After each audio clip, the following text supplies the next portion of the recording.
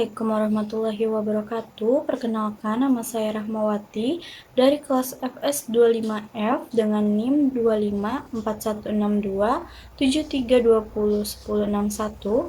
Di sini saya akan membahas salah satu metode filsafat yang paling berpengaruh dan sekaligus paling kontroversial, yaitu metode pragmatisme yang digagasi oleh 3 filsuf Amerika, yaitu Charles Sanders Peirce, William James, dan John Dewey.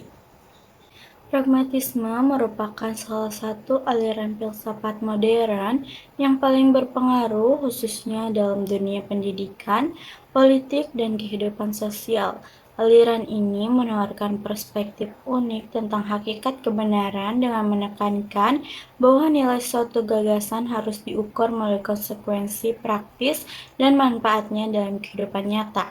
Berbeda dengan aliran filsafat tradisional yang sering berfokus pada pencarian kebenaran absolut dan metafisika, pragmatisme justru menitikberatkan pada bagaimana sebuah ide dapat berfungsi sebagai alat yang memecahkan masalah-masalah konkret yang dihadapi manusia dalam kesehariannya. Pendekatan ini menjadikan pragmatisme sebagai jembatan antara dunia pemikiran abstrak dengan realitas praktis, sehingga sangat relevan dengan tantangan-tantangan kontemporer yang membutuhkan solusi aplikatif dan berbasis bukti. Secara mendasar, pragmatisme dapat dipahami sebagai metode filsafat yang menilai kebenaran suatu posisi berdasarkan keberhasilannya.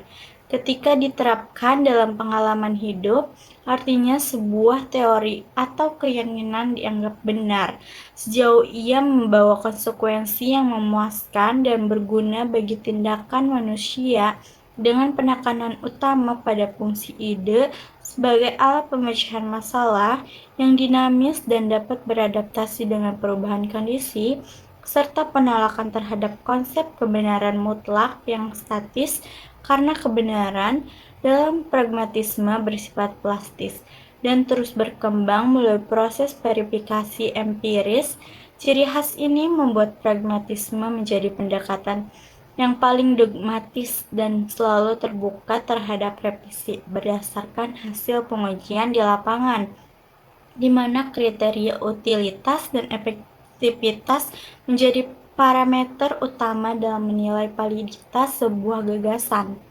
Pemikiran pragmatisme pertama kali dikembangkan oleh Charles Sanders Peirce melalui apa yang ia sebut sebagai pragmatic maxim, yang intinya menyatakan bahwa makna sebuah konsep intelektual sepenuhnya terletak pada konsekuensi praktis yang dapat dibayangkan yang timbul dari penerapan konsep tersebut.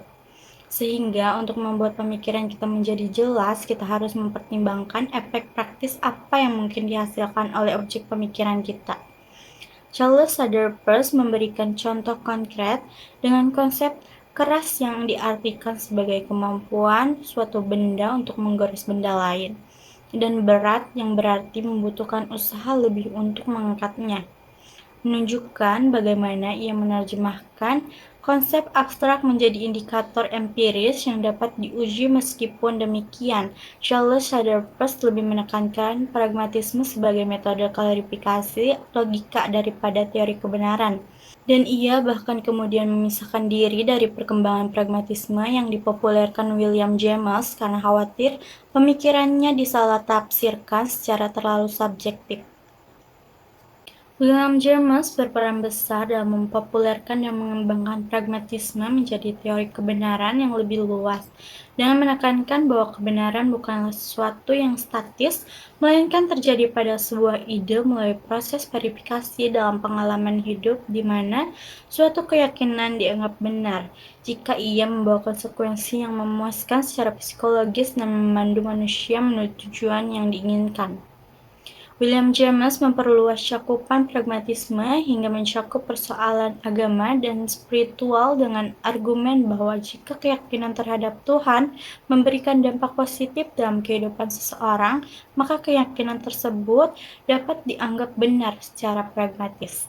Meskipun pendekatan ini menuai kontroversi karena dianggap mengaburkan batas antara fakta objektif dan persepsi subjektif, kontribusi utama William James terletak pada kemampuannya menghubungkan pragmatisme dengan psikologi manusia dan kebutuhan akan kehendak untuk percaya dalam menghadapi ketidakpastian hidup. John Dewey membawa pragmatisme ke puncak penerapannya yang paling nyata melalui konsep instrumentalis yang memandang pemikiran manusia sebagai alat biologis untuk beradaptasi dengan lingkungan dan memecahkan masalah, di mana ide-ide berfungsi sebagai instrumen yang harus diuji efektivitasnya melalui eksperimen dan refleksi pengalaman. John Dewey menerapkan filosofi ini secara revolusioner dalam dunia pendidikan melalui model pembelajaran progresif yang menekankan learning by doing, problem-based learning, dan pengembangan kapasitas demokratis siswa, sekaligus dalam bidang sosial melalui pendekatan reformis yang melihat institusi masyarakat sebagai laboratorium untuk menguji kebijakan publik berdasarkan dampak nyatanya terhadap kesejahteraan warga. Warisan pemikiran John Dewey inilah yang menjadikan pragmatisme tidak hanya relevan di ruang kuliah tetapi benar-benar mengubah praktik pendidikan dan kebijakan sosial di Amerika dan banyak negara lain. Alasan saya memilih metode pragmatisme karena kemampuannya menjembatani kesenjangan antara teori praktik dengan menawarkan kerangka epistemologis yang menekankan tanggung jawab konsekuensial setiap gagasan harus dipertanggungjawabkan melalui hasil nyatanya, sekaligus memberikan solusi terhadap problem-problem kontemporer yang kompleks melalui pendekatan eksperimental dan anti-ideologis yang memprioritaskan efektivitas solusi di atas kemurnian doktrin dalam konteks dunia modern yang penuh ketidakpastian. Pragmatisme mengajarkan kita untuk bersikap fleksibel dan kritis terhadap segala bentuk klaim kebenaran dengan terus-menerus menguji ide-ide melalui implementasi nyata sekaligus menghargai pluralisme perspektif karena memahami bahwa kebenaran dapat dimanifestasikan dalam berbagai bentuk tergantung konteks dan kebutuhan. Pendekatan ini sangat relevan bagi generasi kita yang menghadapi tantangan seperti perubahan iklim, disrupsi teknologi, dan polarisasi sosial yang membutuhkan solusi inovatif berbasis bukti ketimbang mengandalkan ideologi kaku. Dari sudut pandang pribadi saya, meskipun sangat mengagumkan dalam hal kepraktisannya, saya melihat beberapa kelemahan mendasar dalam pragmatisme. Yang pertama, kriteria kebenaran yang didasarkan pada manfaat dan keberhasilan praktis dapat menjadi sangat subjektif dan relatif.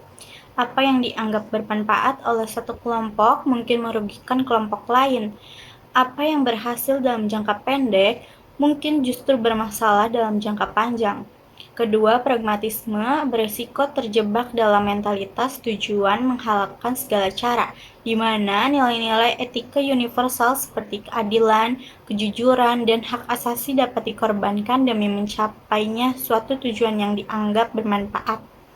Terakhir, saya merasa pragmatisme terlalu mengabaikan dimensi spiritual dan transendental manusia dengan fokusnya yang berlebihan pada hal-hal yang dapat diukur secara material dan praktis mata.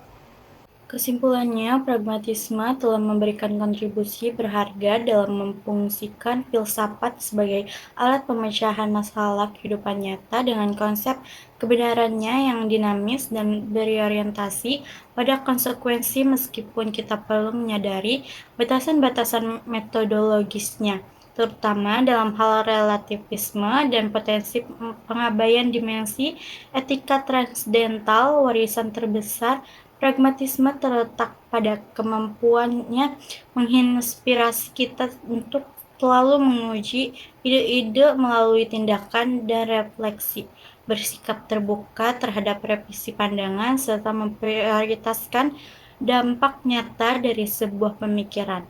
Nilai-nilai yang sangat dibutuhkan dalam masyarakat demokratis modern yang menghargai inovasi, bukti empiris, dan perbaikan berkelanjutan. Dengan demikian, meskipun tidak sempurna, pragmatisme tetap menjadi metode filsafat yang sangat powerful untuk memahami dan menghadapi kompleksitas zaman sekarang.